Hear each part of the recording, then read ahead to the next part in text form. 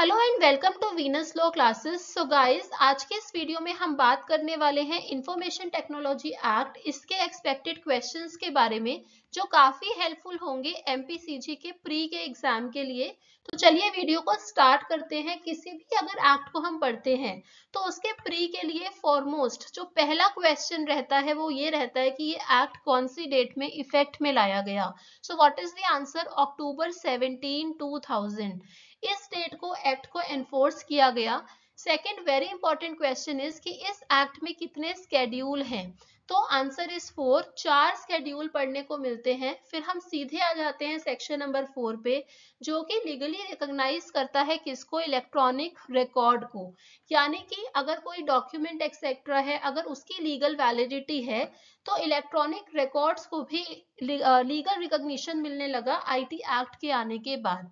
फिर section number 5 की हम बात करते हैं, legal recognition of electronic signatures. आपको स्ट्रेट अवे क्वेश्चन मिलता है कि legal recognition of electronic signature it is given under which section of IT act. So what is the answer? Section number 5। Section number 6 की बात करें तो वो क्या कहता है? It deals with the use of electronic records and digital signature in government and it's agencies.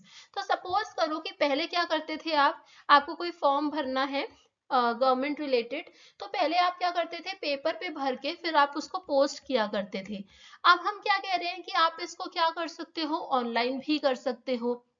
तो यानी कि सेक्शन नंबर 6 बात करता है किसके यूसेज के बारे में? इलेक्ट्रॉनिक रिकॉर्ड और डिजिटल सिग्नेचर के यूसेज के बारे में।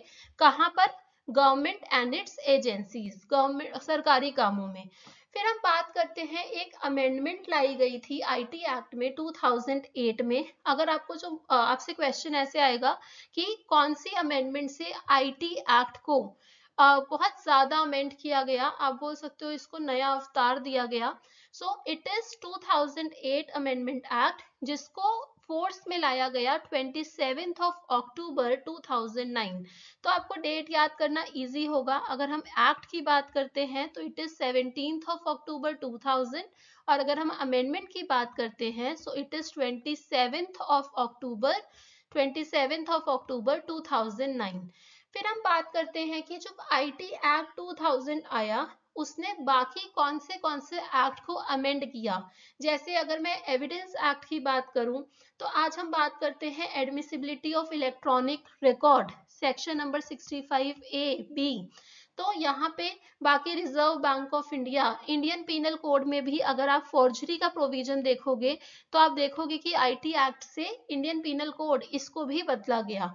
Then bankers book evidence act, तीनों ही एक्ट में बदलाव आए आईटी एक्ट आने के बाद। अब बात करते हैं कंट्रोलर ऑफ सर्टिफाइंग अथॉरिटीज के बारे में। ये भी काफी इंपॉर्टेंट क्वेश्चन है। सबसे पहले आपसे सेक्शन पूछा जाता है कि कौन से सेक्शन में इसका अपॉइंटमेंट होता है। So it is section number 17 of IT act, controller of certifying authority. ये कंट्रोलर क्या करते हैं? ये लाइसेंस प्रोवाइड करते हैं किनको? सर्टिफाइंग अथॉरिटीज को। सर्टिफाइंग अथॉरिटीज क्या करती हैं? वो इशू करती हैं क्या? डिजिटल सिग्नेचर सब्सक्राइबर को। तो controller of certifying authority licence issue करता है सर्टिफाइंग अथॉरिटी को, और जो कि इशू करते हैं डिजिटल सिग्नेचर सब्सक्राइबर्स को। अगर ये क्वेश्चन आता है कि कंट्रोलर ऑफ सर्टिफाइंग अथॉरिटी ये किसके अंडर काम करता है? So answer is ministry of communication and information. Section number 67 से भी काफी बार क्वेश्चन पूछा गया है। So it deals with punishment for publishing और transmitting obscene material in electronic form. तो अगर गाइस आपने सेक्शन नंबर 292 आईपीसी पढ़ा है, तो अगर ऑब्सीन मटेरियल इसको पब्लिश किया जाता है नॉन इलेक्ट्रॉनिक फॉर्म में, जैसे प्रिंटिंग एक्सेट्रा में, किसी बुक में, तो फिर कहाँ पे पनिशमेंट मिलता है? 292 आईपीसी में। लेकिन अगर सेम ही चीज को इलेक्ट्रॉनिकली किया जाए तो कौन सा प्रोविजन अट्रैक्ट होता है? Section number 67 of IT act. तो एक बहुत इंटरेस्टिंग क्वेश्चन आया इस केस में Sharad Babu Digumarti versus state NCT of Delhi honourable supreme court के सामने, कि अगर ऑब्सीन मटेरियल इसको पब्लिश किया जाएगा ई फॉर्म में तो क्या आईपीसी का सेक्शन 292 वो भी एप्लीकेबल होगा? सो ऑनरेबल सुप्रीम कोर्ट ने कहा नहीं, आईटी एक्ट के ये जो प्रोविजंस हैं they are the complete code in itself. आपको सेक्शन 292 इसको रेफर करने की नीड नहीं है, और ना ही जो ऑफेंडर है उसको दोनों में पनिशमेंट मिलेगा। तो सेक्शन नंबर 67 आप इसी को अप्लाई करोगे। इसका पनिशमेंट भी बहुत इंपॉर्टेंट है। फर्स्ट कन्विक्शन में इट इज 3 years और फाइन कितना है 5 लाख रुपीज। लेकिन अगर आप फिर से करते हो सेकेंड और सब्सिक्वेंट कन्विक्शन, तो फिर वहां पे क्या हो जाता है, ये 3 से 5 years चला जाता है और फाइन डबल हो जाता है 10 लाख रुपीज तक। सो आई होप ये भी क्लियर होगा। फिर बात करते हैं हैकिंग की। अगर हम हैकिंग एज एन ऑफेंस की बात करें, तो क्या टर्म हैकिंग, क्या इसको डिफाइन किया गया है आईटी एक्ट में? Answer is no. पर फिर भी अगर आपको क्वेश्चन आ जाए कि हैकिंग कौन से प्रोविजन में आप ट्रेस कर सकते हो, so answer is section number 66 which deals with computer related offences. Section number 66D काफी एग्जाम्स में एक क्वेश्चन पूछा गया है which deals with punishment for cheating by impersonation by using computer resource. What is the punishment which may extend to 3 years and fine कितना हो सकता है 1 लाख रुपए तक का। So cheating by impersonation section number 66D। चलते हैं नेक्स्ट वेरी इंपॉर्टेंट क्वेश्चन पर। Straight away question, cyber terrorism कौन से सेक्शन में डील होता है आईटी एक्ट के? Section number 66F। इसमें आपका जो पनिशमेंट है it may extend to life imprisonment. Straight away question आता है लाइफ इम्प्रिजनमेंट किस में मिल सकती है? Cyber terrorism. Then a very important question, Shreya Singhal versus union of India, इस केस में कौन से सेक्शन को इनवैलिडेट किया गया था कि ये सेक्शन इन्फ्रिंज करता है आर्टिकल 19(1)(a) को? So section number 66A which deals with sending of offensive messages. Honourable supreme court ने कहा कि ये सेक्शन काफी वेग है, इसका कंटेंट इतना क्लियर नहीं है और ये हिंडर करता है freedom of speech and expression को। So this is the date of judgment. ये भी आपके काफी एग्जाम्स में पूछी गई है 24 मार्च 2015। तो सपोज एक पर्सन ट्रांसमिट करता है images of a private area of a person without his और हर कंसेंट, तो कौन से सेक्शन में डील होगा?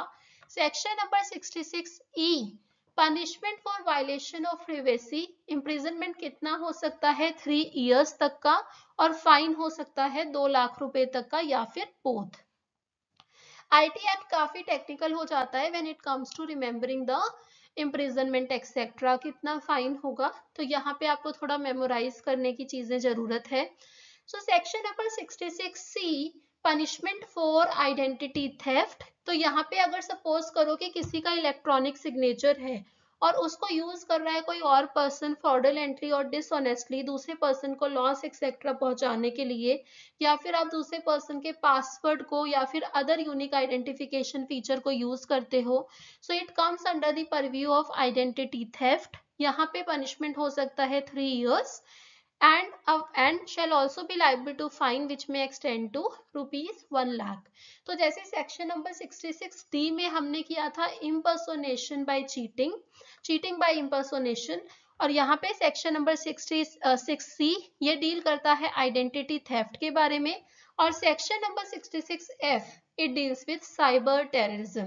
तो हमने 3 सेक्शंस के बारे में अभी तक बात की कि अगर हैकिंग इसकी बात आएगी तो section number 66, section number 66D की बात आएगी तो आप क्या लगाओगे? चीटिंग बाय इम्पर्सोनेशन, और अगर C की बात आएगी तो इट इज आइडेंटिटी थेफ्ट। कौन से प्रोविजन को इनवैलिडेट किया गया था? सेक्शन नंबर 66A को। आगे चलते हैं। Penalty for destroying computer resource. अगर आप सपोज करो कि किसी के कंप्यूटर को डिस्ट्रॉय करते हो, कोई ऑल्टर करते हो, उसमें ऑल्ट्रेशंस करते हो, तो कौन से प्रोविजन में पेनल्टी मिलेगी? Section number 65 of IT act, and punishment it may extend to 3 years and fine it may extend to 2 lakh rupees. देखो अगर थोड़ी पॉसिबिलिटी लगाना होगा ना तो आप 3 years वाले पे ज्यादा लगाना, क्योंकि जो ज्यादा पनिशमेंट्स हैं इस एक्ट के it is up to 3 years only. फिर बात करते हैं कि अगर आपसे पूछा जाता है कि साइबर पोर्नोग्राफी ये कौन से सेक्शंस में डील हो रखी है, तो आपको कंप्लीट आंसर देना है 67, 67A and 67B of IT act. लेकिन क्वेश्चन को ध्यान से पढ़ लेना, whether they are asking for cyber pornography या फिर चाइल्ड पोर्नोग्राफी, क्योंकि section number 67B it is dealing with child pornography, but अगर कंप्लीट होगा साइबर लिखा होगा तो you have to refer to 67A and B।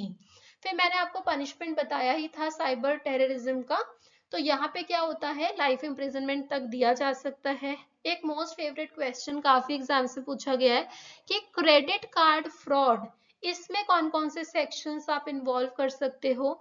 So unauthorised use of a computer 43, 66 hacking वाला, section number 66C identity theft and the cheating by impersonation, सारे ही sections इसमें लगाए जा सकते हैं।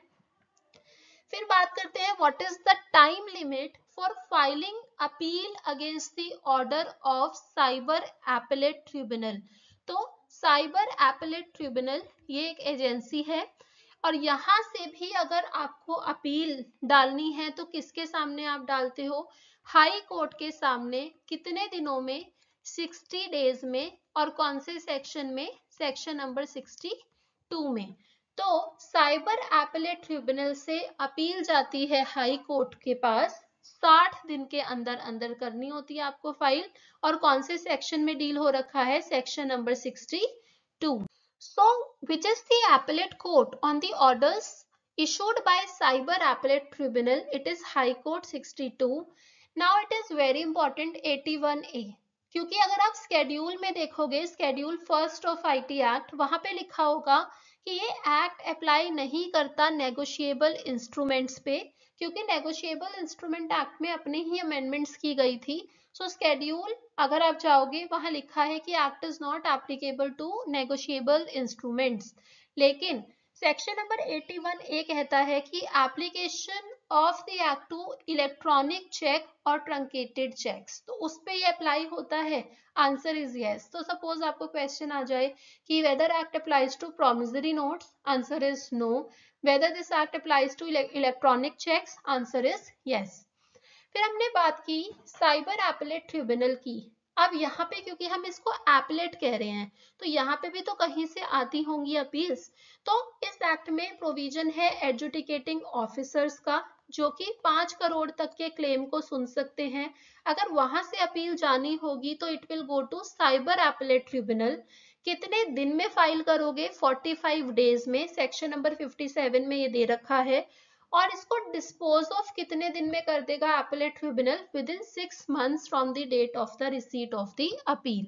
सो एडजुडिकेटिंग ऑफिसर 5 करोड़ तक के क्लेम्स ये सुनते हैं, इसको आपको याद रखना होगा। Now penalty for failure to furnish information और return. So those who fail to furnish documents, return report to the controller of certifying authority, उनको कितना पनिशमेंट मिल सकता है, 15 लाख। इसको प्लीज कंफ्यूज मत होना, क्योंकि पहले ये शायद 1.5 लाख तक होता था, now by the amendment it is 15 lakh. तो अगर आप पहले के एमसीक्यूज पढ़ रहे हैं तो आपका गलत हो सकता है, please keep your self updated. यहाँ पे 15 लाख आएगा। आगे चलते हैं, साइबर स्क्वैटिंग काफी बार पूछा जाता है कि ये क्या होता है। So cyber squatting is a form of cyber crime where the perpetrator, crime करने वाला, वो क्या करता है कि एक डोमेन नेम उसको रजिस्टर करा लेता है, और वो जो डोमेन नेम होता है that is identical to another trademark, recognisable trademark. और ऐसा क्यों किया जाता है, तो सपोज करो कि ये डोमेन नेम है और किसी ने सिमिलर डोमेन नेम यहाँ पे रजिस्टर करा लिया, तो अब क्या होगा कि अगर सपोज कस्टमर यहाँ पे एक्सेस करना चाह रहे हैं तो वो यहाँ पे डाइवर्ट हो जाएंगे। तो ऐसा किस लिए किया जाता है, सो दैट वो क्या करें, इनको बोलें कि हम अपना जो डोमेन नेम है इसको खत्म कर देंगे अगर आप हमें इतने पैसे दोगे। So in order to get profits from a recognisable trademark, ये प्रैक्टिस अपनाई जाती है and it is called cyber squatting. So cyber squatting is associated with domain name dispute. The term ISP stands for Internet Service Provider, ISP. Now Copying of a web page or website and storing that copy for the purpose of speeding up subsequent access, it is called caching. तो आपको पता है cache memory, इससे क्या होगा, आपका जो copy जो आपका जो सब्सिक्वेंट एक्सेस होगा, क्योंकि अब आपका जो मतलब यहाँ पे आप मेमोरी से डायरेक्ट नहीं कर रहे होते और यहाँ पे एक कॉपी बन जाती है, वहां से एक्सेस ले रहे हो, सो दैट इज वाई आपका स्पीड अप कर देता है सब्सिक्वेंट एक्सेस को. सो आगे चलते हैं. आई कैन स्टैंड्स फॉर, तो ये काफी इंपॉर्टेंट क्वेश्चन है, यूजीसी नेट में काफी बार पूछा गया. So internet corporation for assign names and numbers, इसकी ये फुल फॉर्म है जो आपको याद रखनी है, internet corporation for assign names and numbers. फिर बात आती है कि कंप्यूटर कौन से सेक्शन में डिफाइंड है. तो एक ऐसी डिवाइस जो लॉजिकल, अरिथमेटिकल और मेमोरी फंक्शंस को करे, हम उसको कंप्यूटर बोलते हैं. And it is defined under section 21I of IT act. अब आगे चलते हैं कि according to section 78 of IT act, a police officer not below the rank of inspector shall investigate any offence under the act. अगर आपने अभी Delhi judiciary का भी एग्जाम दिया होगा तो एक क्वेश्चन आया था कि पॉक्सो में कौन सी अथॉरिटी है जो अरेस्ट कर सकती है या इन्वेस्टिगेट कर सकती है. तो ये अब पिछली बार राजस्थान जुडिशरी में ऐसा क्वेश्चन आया था. So it is very important कि आप याद रख लो, not below the rank of inspector investigate कर सकता है ऑफेंसेस अंडर दिस एक्ट. फिर एक क्वेश्चन आता है कि कंप्यूटर वायरस क्या होता है. सो ये क्या होता है, इट इज अ प्रोग्राम. अब सलामी अटैक्स के बारे में बात करते हैं कि सलामी अटैक्स की लिटिल अमाउंट में मतलब चीजें लेना, मतलब पैसा लेना, तो it is associated with what, commission of financial crimes. तो आपको याद रखना है सलामी अटैक्स किससे एसोसिएट करते हैं हम, फाइनेंशियल क्राइम्स से. अब चलते हैं कुछ डेफिनेशंस पर, which is very important to understand the concept of digital signature, electronic signature that includes digital signature. ये जो आपके डेफिनेशंस हैं काफी इंपॉर्टेंट हैं टू अंडरस्टैंड दीज टॉपिक्स. तो सेक्शन नंबर 21F एक बात करता है किस कॉन्सेप्ट की, एसिमेट्रिक क्रिप्टो सिस्टम. देखो आपको बिल्कुल इसके टेक्निकलिटीज में नहीं जाना कि ये क्या होता है, क्योंकि हम जो स्टूडेंट है, हम लॉ स्टूडेंट हैं, हमें बस पर्पस जानना है और जानना है कि क्या क्या पनिशमेंट्स आईटी एक्ट में हम लगा सकते हैं, कौन से ऑफेंस को हम साइबर क्राइम कहेंगे. हमारा लॉ स्टूडेंट्स का इतना पर्पस होता है, बट फिर भी थोड़ा समझने की चीजों को कोशिश करते हैं. Asymmetric crypto system means a system of secure की पेयर. अब की पेयर क्या है, चलते हैं 2x पर. की pair is an asymmetric crypto system. इसमें क्या होता है, एक प्राइवेट की होगी और एक क्या होगी, उसी की मैथमेटिकल रिलेटेड क्या होगी, पब्लिक की होगी, which are so related that public key can verify the digital signature created by private key. तो आपको ये पता होना चाहिए कि की पेयर में दो की होती हैं, एक प्राइवेट और एक होती है पब्लिक. अगर डिजिटल सिग्नेचर को क्रिएट करना है वो किससे होगा, प्राइवेट की से होगा.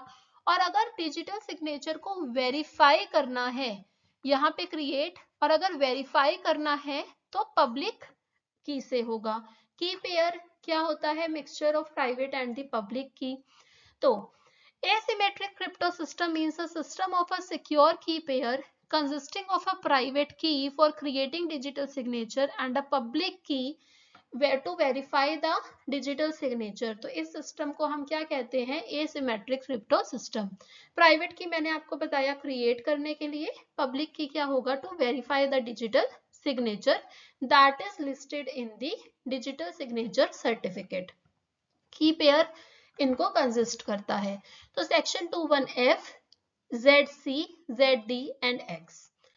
चलते हैं, व्हाट इज डिजिटल सिग्नेचर. तो हमने समझा डिजिटल सिग्नेचर किससे क्रिएट होता है, प्राइवेट की से. So it means authentication of any electronic record by the subscriber by means of an electronic method, जिससे हम क्या कह रहे हैं, क्या मेथड है, डिजिटल सिग्नेचर. इससे क्या कर रहे हो आप, ऑथेंटिकेट कर रहे हो किसी इलेक्ट्रॉनिक रिकॉर्ड को. इलेक्ट्रॉनिक सिग्नेचर ये अमेंडमेंट से आया है, TA.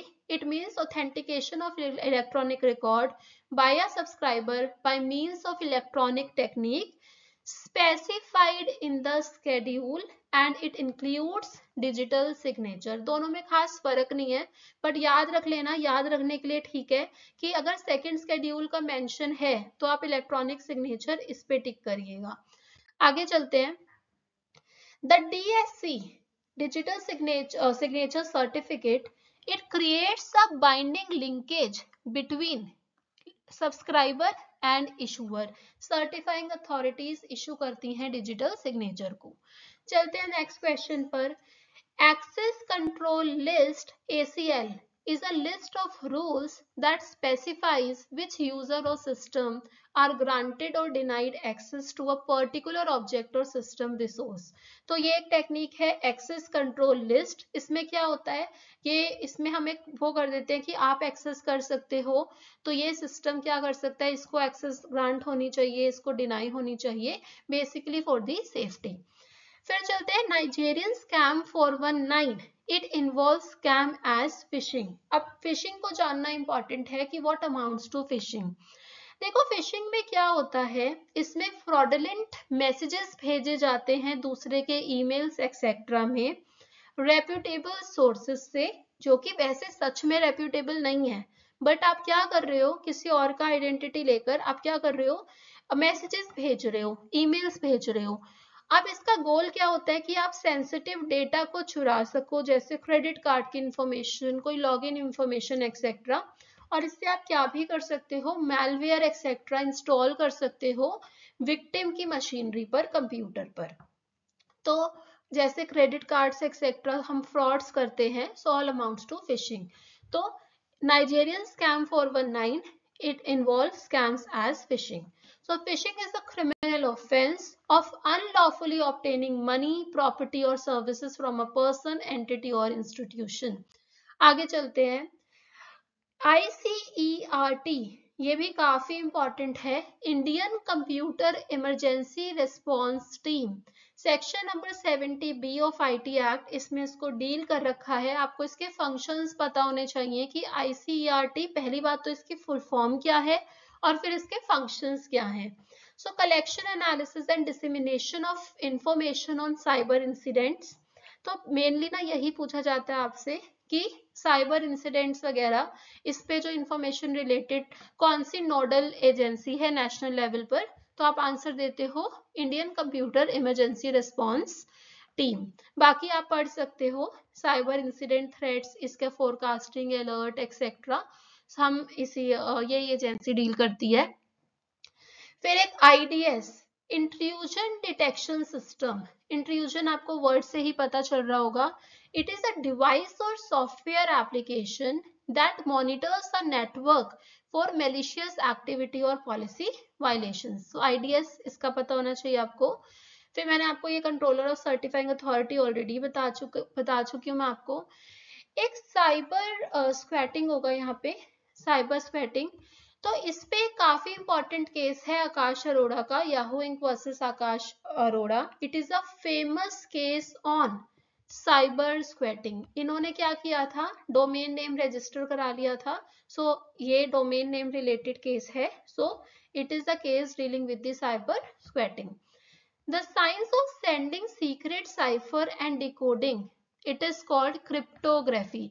तो देखो अब क्या होता है कि कंप्यूटर जो है ये मशीन लैंग्वेज एक्सेट्रा समझते हैं, इनका ऐसा तो है नहीं आप इंग्लिश में देते हो इसको, दो हमें वैसा दिखता है।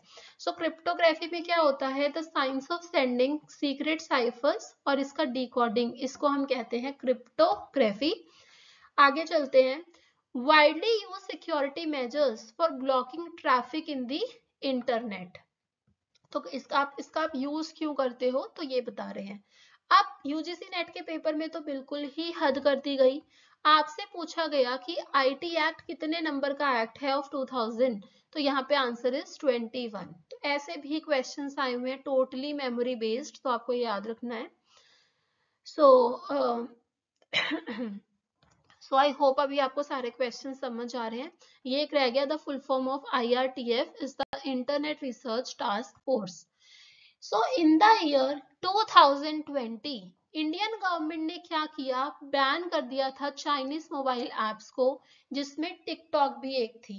तो ऐसा कौन से प्रोविजन में किया गया था? तो सेक्शन नंबर 69A। तो अगर इंडियन गवर्नमेंट को लगता है कि ये कोई साइट है तो ये सॉवरेनिटी ऑफ इंडिया एक्सेट्रा इसको इम्पैक्ट कर रही है, तो section number 69A of IT act ये पावर देता है कि आप क्या कर सकते हो, आप ऐसी एप्स को बैन कर सकते हो इंडिया में। तो टिकटॉक ये एक ऐप थी अमंग्स द ऑल। अब बात करते हैं कि साइबर क्राइम को आप कितने कैटेगरीज में डिवाइड कर सकते हो। इसको हम 2 कैटेगरीज में डिवाइड कर सकते हैं। पहला पीयर टू पीयर अटैक। देखो यहाँ पे क्या होता है, अटैक एक तरफ पे अटैकर होता है, दूसरी तरफ पे विक्टिम होता है। फिर होता है कंप्यूटर एज वेपन। इसमें जो नंबर होता है इसको हम मास अटैक कर कहते हैं, इसमें नंबर ज्यादा होता है। So these are peer-to-peer attack and computer as weapon. In peer-to-peer attack, attackers target the victim user. और computer as a weapon attack में क्या होता है, अटैकर्स किसको करते हैं attack at a mass level, such as illegal and banned photo leak, IPR violations, pornography, cyber terrorism etcetera. अब चलते हैं man in the middle. A man in the middle attack, देखो कुछ टाइप्स भी हैं जो थोड़ा सा पूछा गया है काफी एग्जाम में, अब हम उसको डील कर रहे हैं। Attack is a type of cyber attack in which the attacker secretly intercepts and relays messages between the two parties. तभी तो कह रहे हैं man in the middle. Suppose एक पार्टी एक्स है दूसरी पार्टी वाई है, तो इसमें ये क्या कर रहा है, बीच में इंटरसेप्ट कर रहा है चैट मैसेजेस इन दोनों के, तो इसमें पता नहीं चलता दूसरी पार्टीज को, इसलिए हम इसको क्या कहते हैं, ईव्सड्रॉपिंग भी बोलते हैं। क्योंकि अब ये क्या करता है, बीच में कॉन्वर्सेशन को पता भी चला पाता है कि क्या चल रहा है और कंट्रोल भी कर पाता है। So that is why it is called man in the middle. Any person make an application to the controller for issue of license for electronic signature, कौन से सेक्शन में, 21 में। तो ये सेक्शन बेस्ड क्वेश्चन है। क्या आपका जो इलेक्ट्रॉनिक सिग्नेचर, डिजिटल सिग्नेचर होते हैं, क्या आप उसको ट्रांसफर कर सकते हो? Answer is no. क्या आप इसको हेरिटेबल होते हैं? ये आंसर इज नो। रिन्यूअल अगर आपको इसका देखना है तो 23 में, सेक्शन नंबर 23 में, अगर आपका सपोज इस डेट को एक्सपायर होने वाला है तो इस दिन से पहले 45 डेज तक में आप इसको क्या कराओ, रिन्यू करा लो, अदरवाइज फिर एक्सपायर हो जाएगा। Time and place of dispatch and receipt of electronic record. अब देखो यहाँ पे हम ना ई कॉन्ट्रैक्ट्स की मेनली बात कर रहे हैं, क्योंकि कॉन्ट्रैक्ट कंक्लूड एक्सेट्रा करने के लिए हमें जानना होता है कि प्लेस क्या होगा, टाइम क्या होगा। ये चीजें काफी, अगर आप नॉर्मल कॉन्ट्रैक्ट्स में बात करते हो तो काफी इंपॉर्टेंट हो जाती हैं। तो similar with respect to IT act section number 13 ये आपको आंसर करता है। Time and place of dispatch and receive of electronic record.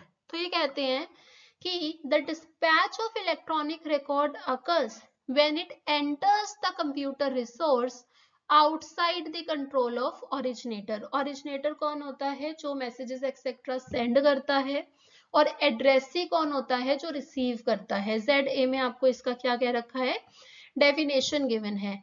इसमें एक मोस्ट फ्रिक्वेंटली आस्क्ड क्वेश्चन होता है कि क्या हम इसमें इंक्लूड करते हैं इंटरमीडियरी को?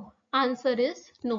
इंटरमीडियरीज कौन होते हैं, जो आपको प्लेटफॉर्म प्रोवाइड करते हैं, जैसे अभी यूट्यूब कर रहा है जब मैं आपको ये चीजें बता रही हूँ। तो when it goes outside the control of the originator, तब हम मान लेते हैं कि डिस्पैच हो चुका है इलेक्ट्रॉनिक रिकॉर्ड भेजने वाले की तरफ से। Same as otherwise agreed between the originator and the addressee, the time of receipt of electronic record, receipt का टाइम क्या होगा? तो अगर एड्रेसी ने बताया है कि ये कंप्यूटर रिसोर्स है, तो if the addressee has designated a computer resource for the purpose of receiving, तो receipt occur at a time when the electronic record enters the computer resource। लेकिन अगर आपने नहीं बताया, not designated any computer resource, तो receipt occurs at the time when the electronic record is retrieved by the addressee। जब उनको देखेंगे, retrieve करेंगे मतलब जब आप उस पर क्लिक करोगे देखोगे। अब चलते हैं आगे, प्लेस की बात कर लेते हैं तो यहाँ पे अगर सपोज करो कि कंप्यूटर रिसोर्स कहीं और पड़ा है और प्लेस ऑफ बिजनेस कहीं और है, तो आप कहाँ मानोगे व्हाट इज द प्लेस? तो हम यहाँ पे मानेंगे जहां पर प्लेस ऑफ बिजनेस होगा. सो an electronic record is deemed to be dispatched at the place where the originator has his place of business and is deemed to be received at the place where the addressee has his place of business. तो dispatch के लिए originator का, और अगर receive के लिए place क्या मान रहे हैं हम? addressee का. चलते हैं आगे. अगर सपोज करो कि कोई प्लेस ऑफ बिजनेस है ही नहीं, फिर हम यहाँ पे लेते हैं place of residence, usual place of residence. और अगर हम यहाँ पे बॉडी कॉर्पोरेट एक्सेट्रा की बात करें तो यहाँ पे यूजुअल प्लेस ऑफ रेजिडेंस, जहां पर means the place where it is registered, जहां पर आपने उसको रजिस्टर कर रखा है. सेक्शन 46 पावर टू एडजुडिकेट, इसमें देख लेते हैं कि हमें क्या जानने की जरूरत है. देखो मैंने आपको बताया था कि एडजुडिकेटिंग ऑफिसर ये एक अथॉरिटी है जो यहाँ पर बनाई जा रही है. So whether any person has committed a contravention of any provision of the act rule etcetera, जिसमें हमें लगे कि उनको पेनल्टी पे करनी पड़ेगी या फिर कॉम्पनसेशन देना पड़ेगा, तो वहां पे सेंट्रल गवर्नमेंट एक अथॉरिटी को लाते हैं जिसको हम कहते हैं एडजुडिकेटिंग ऑफिसर. तो इनकी रैंक क्या होनी चाहिए? Not below the rank of a director to the government of India और of a state government for holding an inquiry, जो कि इंक्वायरी हेड करेंगे. तो अगर इस एक्ट का कोई प्रोविजन कॉन्ट्रवीन किया जाता है या कोई रूल रेगुलेशन कॉन्ट्रवीन किया जाता है, तो सेंट्रल गवर्नमेंट एक अथॉरिटी लेकर आते हैं जिसको हम एडजुडिकेटिंग ऑफिसर कहते हैं. सो एडजुडिकेटिंग ऑफिसर कितने रुपए तक के क्लेम को सुन सकते हैं? When it does not exceed ₹5 crore, तो यानी कि 5 करोड़ तक के. और अगर 5 करोड़ से ज्यादा चले जाएंगे तो it will go to the competent court. और सब्सक्राइबर की डेफिनेशन क्या है? Means a person in whose name the electronic signature is issued. ठीक है, तो ये थोड़ा सा रिलेट नहीं है इससे, but adjudicating officer central government 5 crore rupees, इतना आप याद रखिएगा. आगे चलते हैं. एक ऑफेंस है सेक्शन नंबर 72 में, सीधा आता है penalty for breach of confidentiality and privacy. तो विदाउट द कंसेंट एक्सेट्रा, तो अगर ऐसा होता है तो यहाँ पे आप क्या करते हो? The penalty it may extend to 5 lakh rupees. तो कोई अगर अथॉरिटी है वो क्या कर सकता है? वो कुछ मतलब बुक्स एक्सेट्रा ये सारी चीजें देख सकता है, और अगर वो विदाउट कंसेंट करते हैं तो it amounts to breach of confidentiality. यहाँ पे 5 लाख तक की पेनल्टी ग्रांट की जा सकती है.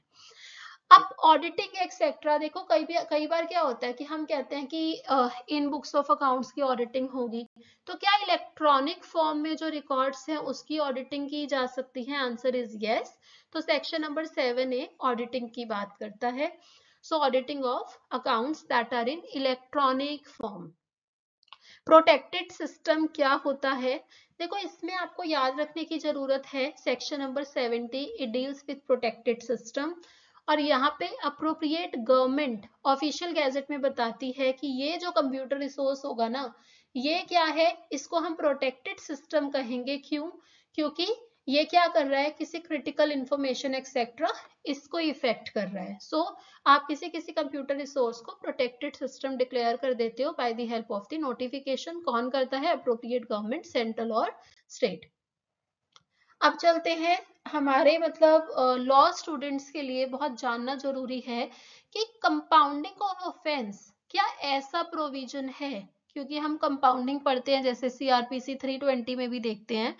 तो यहाँ पे a court of competent jurisdiction वो कंपाउंडिंग कर सकते हैं अगर आपका जो ऑफेंस है वो 3 साल से कम की सजा से डील करता है. तो ऐसे ऑफेंस जहां पर या तो लाइफ इम्प्रिजनमेंट है, अगर मैं आपसे बोलूं कि क्या साइबर टेररिज्म 66F उसमें कंपाउंडिंग हो सकती है, आप बोलोगे no. Answer is no. So other than the offenses for which the punishment for life is given or imprisonment for a term exceeding 3 years has been provided, उसमें नहीं होगी. तो 3 अब यहाँ से अगर 3 से एक्सीड करेगा या फिर लाइफ इम्प्रिजनमेंट होगा तो नो कंपाउंडिंग।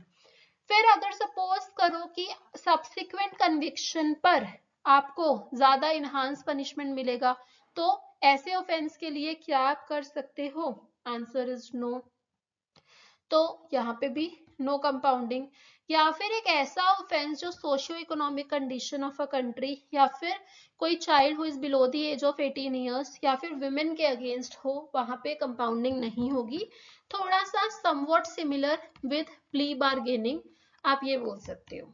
ठीक है, सो अगर आपको प्ली बार्गेनिंग वाला है तो यू कैन रिलेट इट। अब यहाँ पे चलते हैं, ये मैं आपको बता चुकी हूँ, use of electronic records in government agencies. एक क्वेश्चन देखते हैं, the act does not apply to. आपको कुछ ऑप्शंस दे देंगे और फिर पूछेंगे कि क्या ये एक्ट इस पे अप्लाई होता है, इस पे होता है या नहीं होता। सो पहली बात, नेगोशिएबल इंस्ट्रूमेंट पे no, but please read it with 81A। अगर इलेक्ट्रॉनिक चेक या फिर ट्रंकेटेड चेक हो जाएगा तो आंसर यस हो जाएगा। पावर ऑफ अटॉर्नी, इस पे नहीं लगता ये एक्ट। ट्रस्ट पे ये एक्ट नहीं लगता। विल और अदर टेस्टामेंट्री डिस्पोजिशंस, इस पे ये एक्ट नहीं लगता। सो आपको याद रखना है, basically it has been taken from schedule 1। Authentication of electronic record आप कैसे करते हो? By affixing the digital signature. ये भी आपका क्वेश्चन आया हुआ है। ये सारे आपके क्वेश्चंस थे आईटी एक्ट के। एक बार इसका रिकैप लेते हैं। देखो, अगर आपको सिर्फ ज्यादा आप इससे डील करना चाहते हो, मतलब कि आपके एग्जाम में क्या पूछा जा सकता है, सेक्शन नंबर 65, 66 के सारे clauses, section number 67, section number 72, इसको आप करके जाइए। Section number 43 very important, definition of computer, definition of information, subscriber, की पेयर एक्सेट्रा, ये तो हम कर चुके हैं सारी डेफिनेशंस। फिर इसके अलावा क्या क्या चीजें हो सकती हैं, किसकी अपील कहाँ से जाएगी, adjudicating officer, cyber appellate tribunal, फिर देन हाई कोर्ट का जैसे हमने अपील का देखा। तो ये कुछ प्रोविजंस की कौन कौन सी अथॉरिटीज हैं। कंट्रोलर की बात करी हमने सेक्शन नंबर 17 में। सो आई होप कि ये क्लास आपके लिए हेल्पफुल होगी। Thank you so much, stay tuned for more information. Bye.